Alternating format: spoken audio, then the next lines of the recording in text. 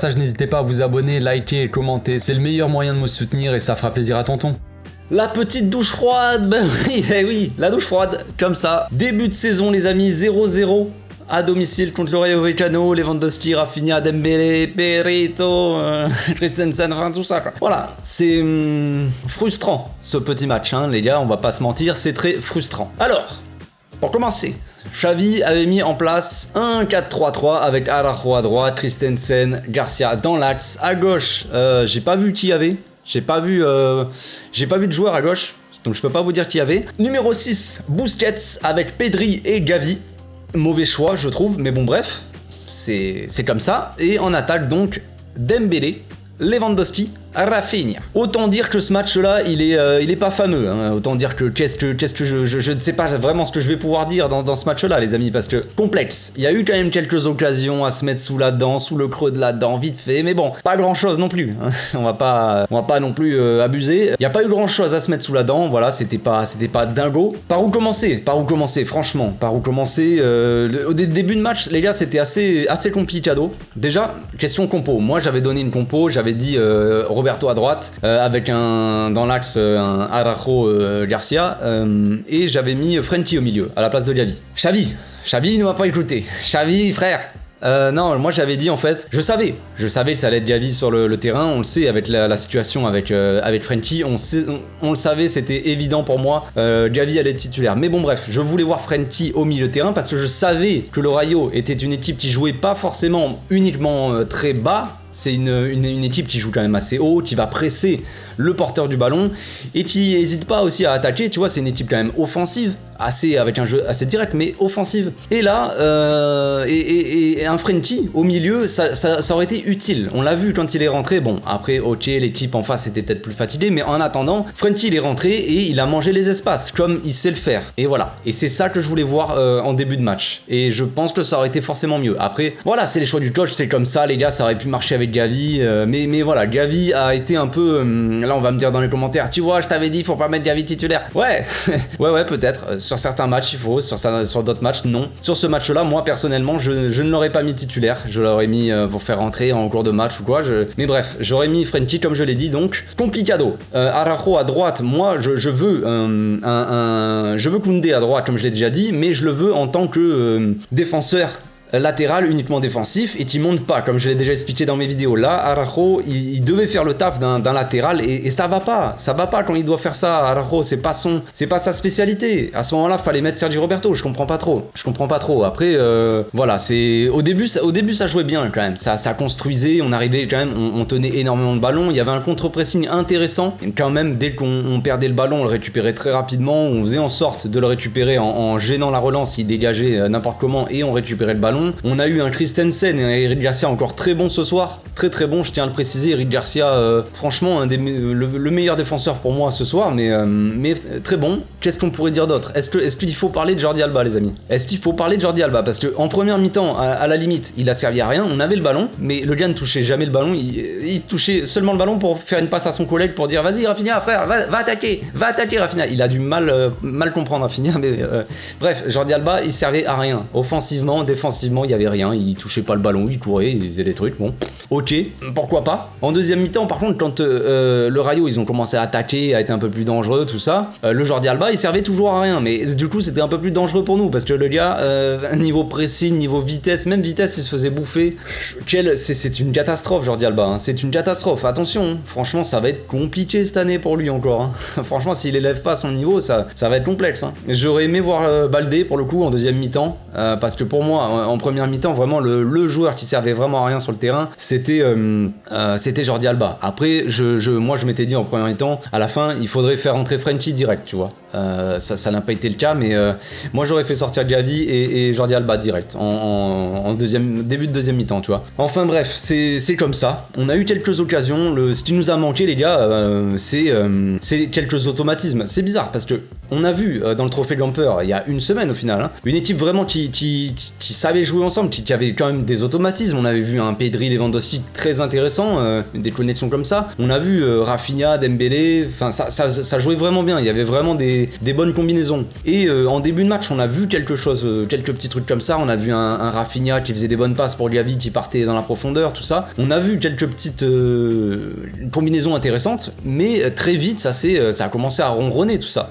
Et franchement, j'étais à deux doigts de m'endormir. Hein. Je me mettais des grandes claques pour rester éveillé, mais complexe. Rafinha, on peut pas dire qu'il a fait un bon match. Alors moi, j'ai pas envie de tomber sur nos nouveaux joueurs comme ça dès qu'ils viennent d'arriver. Tu vois, comme je sais pas, comme si Ferran il arrivait comme ça dès le mercato d'hiver et d'un coup il loupait son match et tu disais mais Ferran il est nul, c'est pour ça qu'on nous l'a vendu. Tu vois, j'ai pas envie de faire un truc comme ça avec Rafinha. Tu vois, je suis pas dans ce délire, mais voilà. Rafinha, on peut pas dire qu'il a fait un bon match. Concrètement, il a fait quelques petits trucs, quelques petits occasions, quelques petits voilà, c'est son taf, mais il manquait un petit truc, je sais pas, il manquait d'impact, il manquait de tranchant, de fraîcheur, je sais pas. C'est bizarre, peut-être que l'équipe, voilà, on sait qu'on sort de préparation, qu'on a fait un gros travail physique, peut-être que les jambes sont un peu lourdes pour le moment, je ne sais pas. J'essaie de trouver des explications, les gars, mais ça n'allait pas, ça n'allait pas. Le problème, c'est que on passait énormément pour essayer de marquer, on passait énormément sur les ailes, surtout en première mi-temps. On passait énormément sur même en deuxième, en vrai, mais on passait énormément sur les ailes. Pedri en début de match vraiment touchait pas beaucoup de ballons. Dès qu'il touchait, ça faisait la différence, mais il touchait pas beaucoup de ballons. Gavi encore moins, on le voyait pas trop, on l'a pas trop vu Gavi. Et on passait par les ailes, sauf que sur les ailes, les mecs étaient pas ouf. Après oui, Dembélé il était comme d'habitude assez remuant, on va dire, au début du match. Après vite ça a commencé à s'essouffler quoi, et les centres étaient de moins en moins précis, tout ça. Voilà, c'est compliqué, c'est très compliqué. On finit en plus par un carton rouge. Pour Busquets, donc qui sera absent contre la Real Sociedad. À voir ce que va faire Xavi. Est-ce qu'il va mettre Pjanic, est-ce qu'il va mettre Frenkie, j'y crois pas, mais voilà, ça sera intéressant à voir. Problème aussi de Pedri apparemment, qui a ressenti un peu des gênes musculaires et qui a demandé à sortir. Voilà, donc essayer de la remplacer en cours de match. Compliqué cette entame de Liga, les gars, hein. C'était on attendait vraiment beaucoup attendaient un festival de buts, beaucoup y croyaient vraiment à un festival de buts. Moi je m'attendais à un score assez serré. En vrai je m'attendais à un petit 2-0, un truc comme ça. Ça aurait pu le faire si le gardien est un peu chiant, il a fait quelques parades là en face. Quand le gardien était pas là, c'était les défenseurs qui arrêtaient les trucs là sur un tir d'Aubameyang à un moment. Voilà, de toute façon le Rayo, les gars, c'est une équipe chiante à jouer, on le sait. Le gardien, on va pas en parler. Bon, quelques petits trucs d'arbitrage, on va pas trop en parler non plus. Ça ne sert à rien.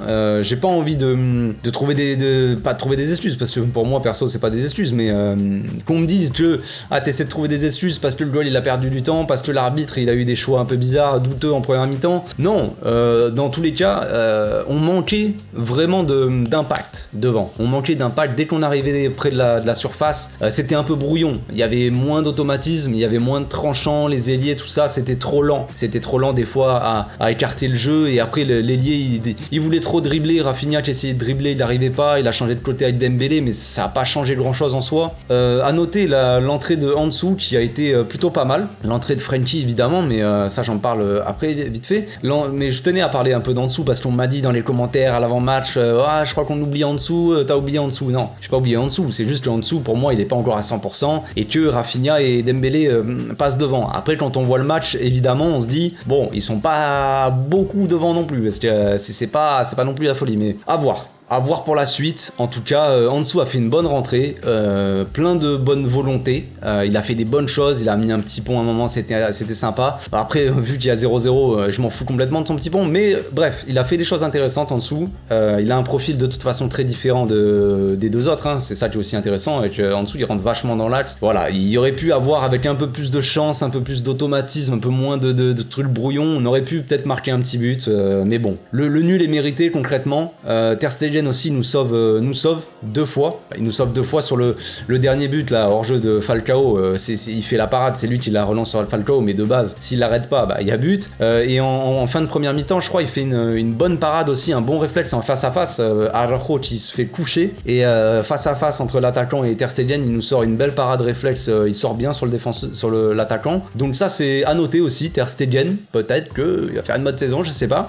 Et Frenkie, il a fait une très bonne rentrée. Très bonne rentrée de Frenkie. Comme je l'avais dit, de toute façon, le Rayo, il laisse des espaces. Et Frenkie, il est bon là-dedans. Regardez, à la fin du match, il a bouffé les espaces. Voilà, je ne dis pas qu'il faut mettre Frenkie titulaire à tous les matchs indiscutables. Mais contre des équipes comme ça qui jouent et qui sont hauts sur le terrain, tu vois, qui jouent pas en bloc très bas, Frenkie est intéressant et on l'a vu. Donc j'ai pas trop compris les choix de Xavi. Voilà, comme le fait de laisser Alba jusqu'à quasiment la fin. À la fin, il est rentré Aubameyang, il est rentré à la place d'Alba. Bon, équipe très offensive. Aubameyang qui a failli marquer aussi. Bref, c'est Kessié par contre aussi. Kessié, Rafinha, j'ai pas beaucoup aimé. Je pense que c'est après il y a sans compter Jordi Alba, mais Kessié et Rafinha, j'ai pas trop kiffé. Voilà. Mais bon, ça reste un début de saison, les amis. On va pas chialer. Ça reste un 0-0. Il me semble, si je me trompe pas, que le premier match de Guardiola, quand il est arrivé, il avait une équipe de fou, mais il avait fait un nul contre Numancia, un truc comme ça. Bon, je ne trouve pas d'excuse à Xavi, mais voilà, ça ne peut pas être parfait, les gars. Voilà, on s'attendait tous à des 5-0, des 4-0, on s'attendait à gagner la Ligue des Champions. On va redescendre d'un étage et on va travailler tout simplement. On va travailler pour que devant, ça y ait plus d'automatisme, que l'équipe qu'il y ait plus de cohésion dans le jeu, et puis voilà. On espère monter en puissance encore. La saison est longue, les gars. On va pas, voilà. Je pense qu'il y en a certains, beaucoup là, des autres supporters des autres équipes qui vont se foutre de notre gueule, mais tenez le coup, les amis. Tenez le coup. On se retrouve bientôt pour une nouvelle vidéo. D'ici là, les amis, portez-vous bien, dormez bien, essayez de bien dormir, s'il vous plaît, les gars. On se retrouve bientôt. Ciao.